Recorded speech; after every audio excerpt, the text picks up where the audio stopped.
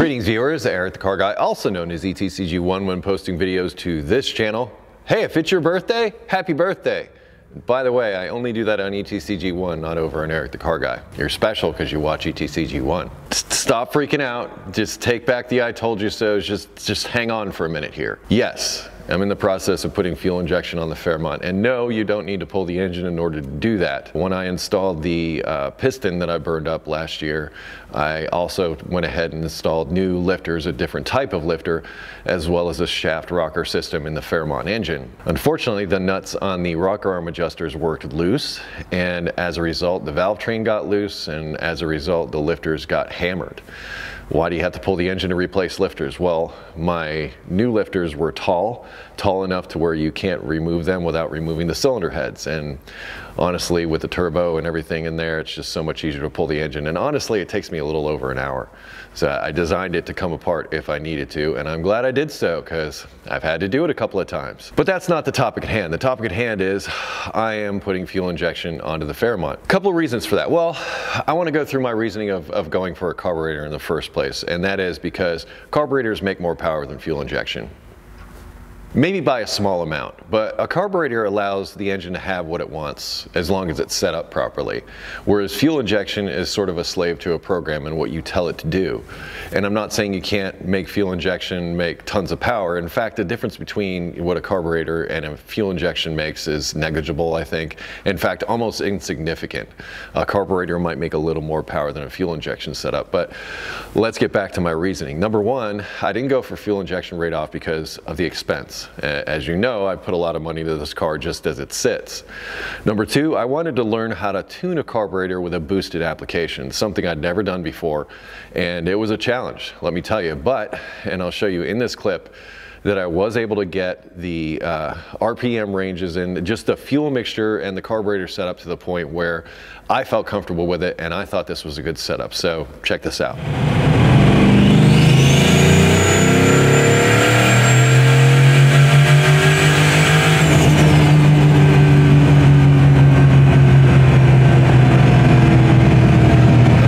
I feel I took the carburetor as far as it could go. It was doing what it could do with the engine, but there was long startup time. So in other words, I had to start it up, let it run for a bit. And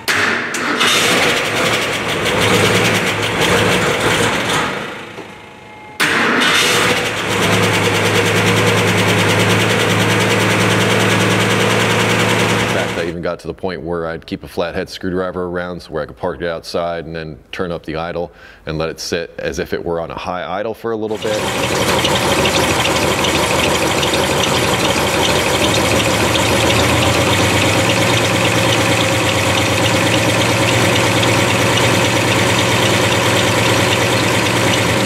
Warm up so that I could take it out and drive it.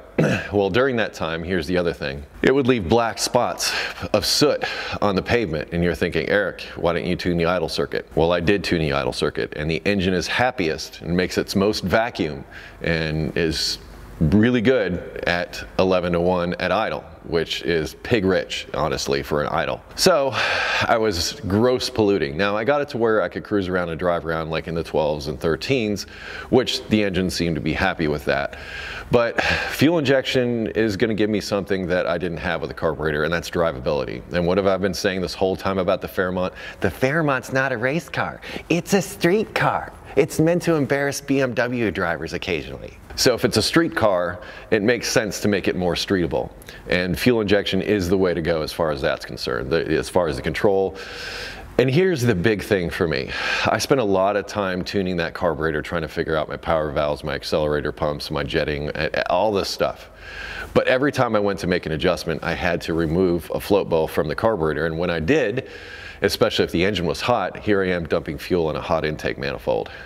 Not so good. Whereas now, I just sit there in the comfort of my driver's seat, and if it's the middle of summer with my air conditioning on going, I think I would like to change the fuel mixture to this. And I'll take it one step further, because you're like, Eric, you got to work in timing and boost control and all that. Well, Here's one of the other main reasons, aside from the expensive fuel injection at the onset, the reason why I didn't go there initially. And that was because at the time I couldn't find a system that really suited my application. Now, the Super Sniper EFI from Holley seems like the perfect fit for me. I mean, it's made for boost, it's made for forced induction, so it can handle forced induction, and it's good for up to 650 horsepower. Now, my engine did 575 horse on a bad day at the dyno, and I think it's improved since then significantly. So I'm going to dare say that I am somewhere close to knocking on the door of 600 horsepower in this engine at the crank, if not more. That's well within that 650 window. The bit about forced induction, everything I looked up about these other systems didn't say anything specifically for forced induction.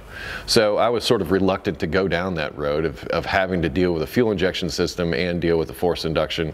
For some reason, I felt more comfortable doing it with a carburetor, and I would say that that falls back to the expense part of the equation. The carburetor was like close to 700 bucks. Fuel injection system so far came in right around 1,200-ish or so, or whatever. I'll put a link in the description. Got it from Summit. Special thanks to Summit for helping me with those parts. But that being said, this is not, you know, you were right, I was wrong. And I'm not saying you were wrong. What I'm saying is I had my reasons, and I just laid them out for you. And I hope that, you know, gives you a better idea of what was inside my head when I did what I did. At the end of the day, it's my car. I can do what I want. I've already made an unboxing video of the fuel injection setup, and I've already run into a few issues that I put into that video. In fact, I might turn that out sooner rather than later. Now, when the installation video is coming out, it's hard to say, because this is a little bit of a window for me. Last week, I just pulled the engine and transmission out of the truck, tore the engine down, and took the block up to the machinist. And he's got the block, and it's a good block. Unfortunately, it's a 2-bolt main though. That was kind of disappointing, but I'm making it for the street once again. So there's, you know, there's no need for a forged crank and all the other internals. Anyway, we'll get to that in a different video, but the point is, the engine is out. I took it to the machine shop, and there are things that I can do to the truck right now, but I'm not. Instead, I wanted to bring this in and switch it over to fuel injection, because I'm also taking the Ford on the power tour, and if I can sort this issue out ahead of time, great. And if I can also solve the problem with the noisy lifters at the same time, great. But here it is, the last day of the week I have to work on this, and you can see what kind of shape the shop is in, and I still don't have parts that should have shown up yesterday. So welcome to hot rodding. But I love this. I mean, I love solving these little problems, engineering issues, things like that. This is what makes me happy. I mean, the whole thing that got me into auto repair to begin with was learning how machines worked so I can make them work to my advantage. And now I feel I'm to that point. You know, I've collected enough knowledge and experience to where I feel comfortable modifying those systems and building systems of my own, like I did with the Fairmont. That is what's exciting to me. And I'm not saying I'm never going to fix another car or anything, but gosh darn it, I just love looking at something like this Fairmont or Dad's truck and saying, you know what, I bet I could make this a little bit better, or I bet I can make this change. And then actually making that change and having it exist in the real world is kind of a real rush for me. Anyway, Fairmont's getting fuel injection. I am sad to see my carburetor go, I'll be honest, because I like the mechanical nature of it. I like the temperamentalness of it. I liked tuning it, but let's face it, I burned up a piston, and you know, that was part of the growing pains of learning how to do this stuff. But I'm on the other side of it, and I have a better idea of what the engine likes and what it needs. So when I go to set up that fuel injection, I have that knowledge behind me. I know what it liked with the carburetor on it, and I can therefore program those things into that system, hopefully. Timing control. I am also going to, at some point, likely after I do the power tour and everything, switch over to an ignition system that can also be controlled by the same fuel injection system. So I would be able to not only control the fuel delivery, but I'd also be able to mess with the timing.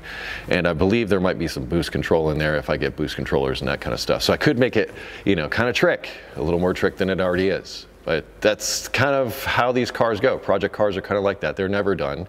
You're always tweaking, you're always doing something. There's always more money to spend. And I'm sure anybody that's done this will agree with me. I feel like I've gone on and on about this, but I hope I've made myself clear and why I'm switching to fuel injection, and, you know, giving you some insight into some things that are coming down the pike on Eric the Car Guy.